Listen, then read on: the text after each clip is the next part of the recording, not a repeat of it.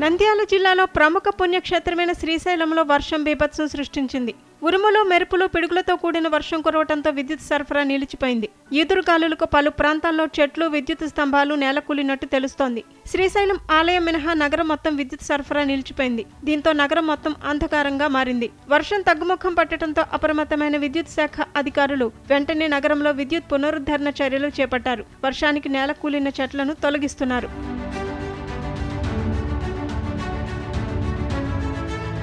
శ్రీశైలం, సున్నిపెంట సహా పలు ప్రాంతాల్లో బుధవారం సాయంత్రం నుండి ఎడతెరిపి లేకుండా వర్షం కురుస్తోంది. భారీ వర్షం కారణంగా శ్రీశైలంలో పలు కాలనీలు, ప్రధాన రోడ్లన్నీ జలమయమయ్యాయి. కొన్ని ప్రాంతాల్లో ప్రజలు ఇళ్ల నుంచి బయటకు రాలేని పరిస్థితి నెలకొంది. నగరంలోని ప్రధాన రహదారులన్నీ నిర్మానుష్యంగా మారిపోయాయి. కరెంటు లేక తీవ్ర ఇబ్బందులు ఎదుర్కొంటున్నామని, త్వరగా విద్యుత్ వ్యవస్థను పునరుద్ధరించాలని స్థానికులు, శ్రీశైలానికి వచ్చిన భక్తులు కోరుతున్నారు.